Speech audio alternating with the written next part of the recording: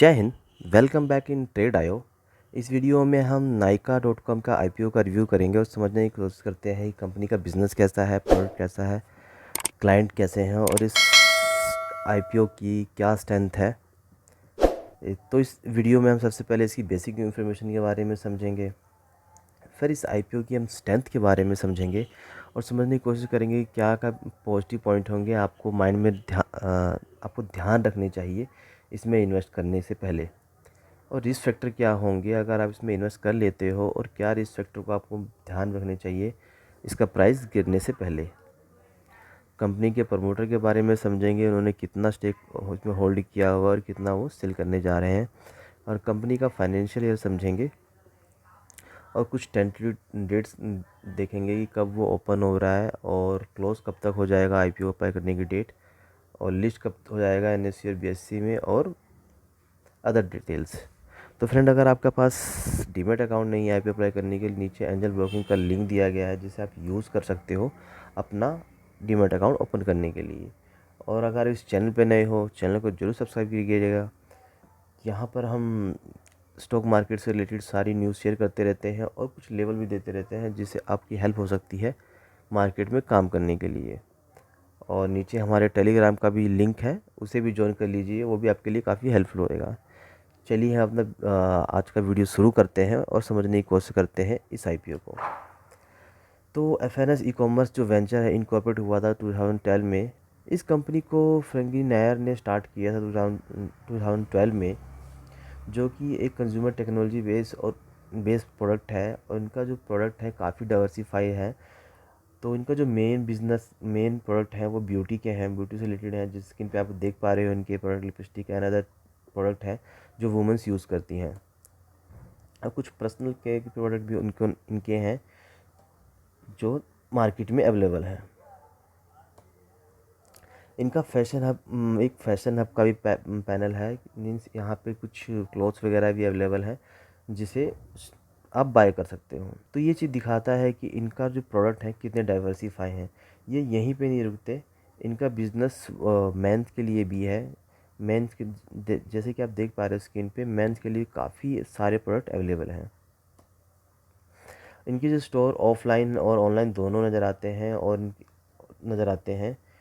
73 physical store हैं जो कि 38 सिटी में अवेलेबल हैं।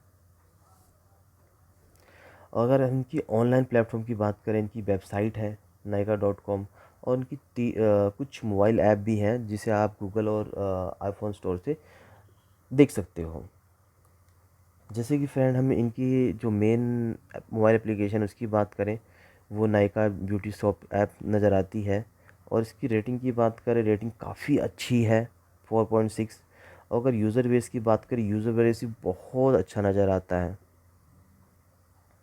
और अगर हम इसके दूसरे प्रोडक्ट की बात करें जो कि नायका फैशन है, उसकी रेटिंग थोड़ी डाउन है और यूज़र बेस काफ़ी अच्छा नज़र आता है। और जो नायका का मेन सेक्शन है, मेन के लिए है, उसकी रेटिंग भी काफ़ी अच्छी है। और अगर यूज़र बेस की बात करें, यूज़र बेस उनसे थोड़ा कम है पर बहुत है मेन सेक्शन के लिए। अगर हम इसके अदर वर्टिकल की बात करें, इनके दो वर्टिकल हैं, ब्यूटी और पर्सनल, ठीक है। एंड इनके पास इनके जो प्रोडक्ट हैं 1,97,195 नज़र आते हैं, और इनके जो ब्रांड है 2476 के आसपास है। जो जैसे कि हमने बताया, इनके कुछ makeup, skin care, hair care, bath and body, काफ़ी डाइवर्सिफाइड प्रोडक्ट इनके स्टोर पे अवेलेबल हैं। और दूसरा जो वर्टिकल है पर एसेसरीज़ का है, जिसमें इनके पास 1350 ब्रांड है और 1.8 बिलियन नज़र आते हैं। इनके कुछ अपने पर्सनल ब्रांड भी हैं। इस कंपनी के जो मेन प्रोडक्ट है वो एक्सपोर्ट करते हैं बाहर से। अगर इस आईपीओ की हम बजट की बात करें तो इसमें 420 मिलियन का जो है सब्सिडी यूज़ किया जाएगा, और 1560 मिलियन कुछ कंपनी के जो रीपेमेंट है, प्रीपेमेंट है, उसमें सॉल्व किया जाएगा। और कुछ इनके पर्सनल खर्चे हैं जिसमें वो 2324 मिलियन को यूज़ किया जाएगा। और कुछ जनरल पर्पज़ के लिए हो सकता है, जैसे कि एसेट बाय करेंगे, नए स्टोर ओपन करेंगे, ऑनलाइन प्लेटफॉर्म पे इम्प्रूवमेंट पे काम करेंगे, तो अदर पर्पज़ के लिए इस पैसे को यूज़ कर सकते हैं। अगर प्रमोटर की बात करें, प्रमोटर की इनकी काफ़ी अच्छी होल्डिंग है जो कि इस आईपीओ के बाद भी रहने वाली है। अगर संजय नायर फैमिली ट्रस्ट की बात करें तो 48 लाख नज़र आती है। टीबीजी ग्रोथ की बात करें 54 लाख नज़र आती है। And light house India fund की बात करें 48,804 के ऊपर नज़र आती है। लाइट हाउस इंडिया 3 की बात करें तो 51,000 नज़र आती है। योगेश एजेंसी की बात करें 25 लाख से ऊपर नज़र आती है। और Jamie financial investment consulting service private limited की बात करें ये 9 लाख से ऊपर नज़र आती है। अब हम कंपनी के फाइनेंशियल ईयर के बारे में समझने की कोशिश करते हैं कि इन्होंने कैसे अपने आप को ग्रो किया है। अगर टोटल एसेट्स की बात करें तो 2029 में 7756.57 मिलियन था, जो कि इंक्रीज़ हुआ था 2012 में, वो था 11,244.82, और ये थोड़ा और इंक्रीज़ हो गया था 2021 में, जो कि था 16,314.82 मिलियन। अगर टोटल रेवेन्यू की बात करें ये भी इंक्रीज़ होता नज़र आया है, जो कि था 11,000, और जो इंक्रीज़ हुआ 2020 में 17,000, और 2021 में भी इम्प्रूवमेंट थी। अगर प्रॉफिट की बात करें, प्रॉफिट ड्यू टू कोविड थोड़ा डाउन था 2020 में, बट इन्होंने अभी इम्प्रूव किया है, जो कि एक अच्छी चीज़ इस आईपीओ की नज़र आती है। अब हम इसके कुछ पॉजिटिव और नेगेटिव फैक्टर को कंपेयर करते हैं और समझने की कोशिश करते हैं कि क्या फ्यूचर हो सकता है इस आईपीओ का। तो पहले तो समझने को तो सबसे पहली चीज़ नज़र आती है, one of the leading company है ब्यूटी और पर्सनल केयर में। इनकी काफ़ी मेजर ब्रांड प्रोडक्ट हैं जो कि ये बाहर से एक्सपोर्ट करते हैं। एंड इनका कैपिटल एफिशिएंट बिजनेस भी काफ़ी स्ट्रॉन्ग है और काफ़ी प्रॉफिटेबल है। और कंपनी काफ़ी एडवांस टेक्नोलॉजी को यूज़ कर रही है अपने प्रोडक्ट को बेचने के लिए, कस्टमर को अट्रैक्ट करने के लिए।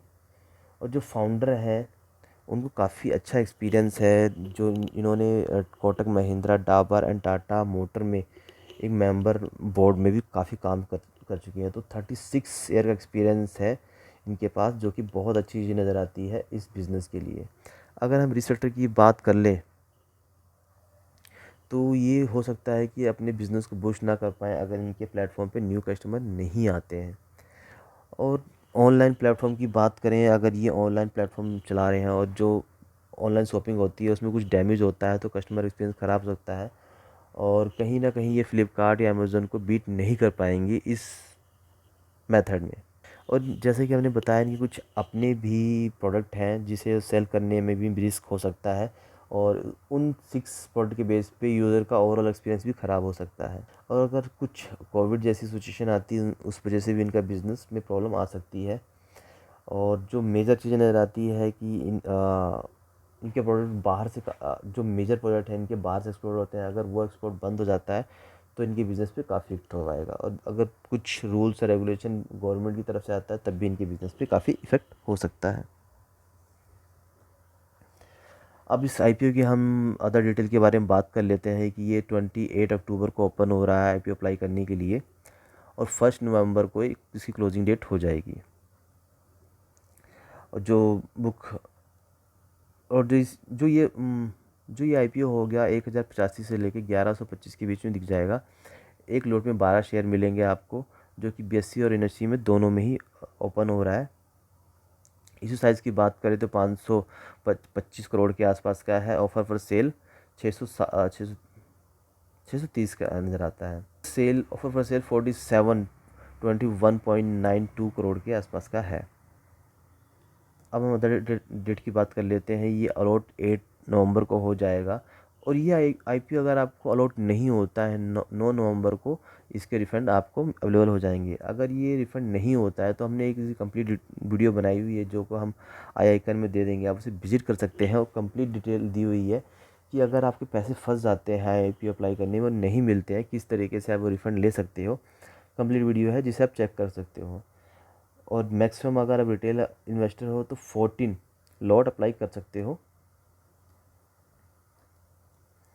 अगर हम इस आईपीओ में रिजन की बात करें 50% क्यूआईबी की है, 15% एनआई की है, और 35% RI 35 RI की है, बाकी 5% AMP है।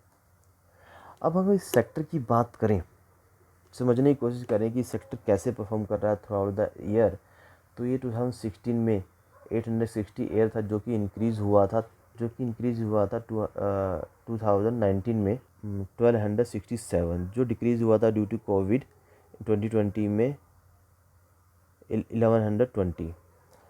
और जो इसकी अनुमान लगाया जा रहा है वो 2025 में काफ़ी अच्छी ग्रोथ दिख रही है इन फ्यूचर इस सेक्टर में। तो फ्रेंड अगर इस IPO में हम डिसीजन लेने की सोचें और समझने की कोशिश करें, हमें इसमें लॉन्ग टर्म के लिए अप्लाई करना चाहिए शॉर्ट टर्म के लिए, तो इसमें हम लॉन्ग टर्म के लिए डेफिनेटली दे सकते हैं। और लिस्टिंग गेन का इसमें बेनिफिट होएगा या नहीं होएगा, इसके लिए हमें थोड़ा वेट करना पड़ेगा, ताकि अदर कुछ इन्फॉर्मेशन अगर हमें अवेलेबल हो जाती है तो हम लिस्टिंग गेन के लिए ज़रूर जा सकते हैं। जाने से पहले वीडियो को लाइक ज़रूर कीजिएगा, और अगर चैनल पर नए हैं चैनल को ज़रूर सब्सक्राइब कीजिएगा, जिससे हमें थोड़ा सपोर्ट मिलता है आपके लिए ऐसी इन्फॉर्मेशन लाने के लिए। और अगर ट्रेडिंग करते हैं और ट्रेडिंग में लॉस से परेशान है, तो हमारे नीचे हमारा टेलीग्राम का लिंक दिया गया है, जिसे आप ज्वाइन कर सकते हो, जहाँ पे हम ट्रेडिंग से रिलेटेड लेवल्स आपके साथ शेयर करते रहते हैं और न्यूज़ भी शेयर करते रहते हैं, जो आपको काफ़ी हेल्प होती है। मिलते हैं नेक्स्ट वीडियो में, जब तक के लिए जय हिंद।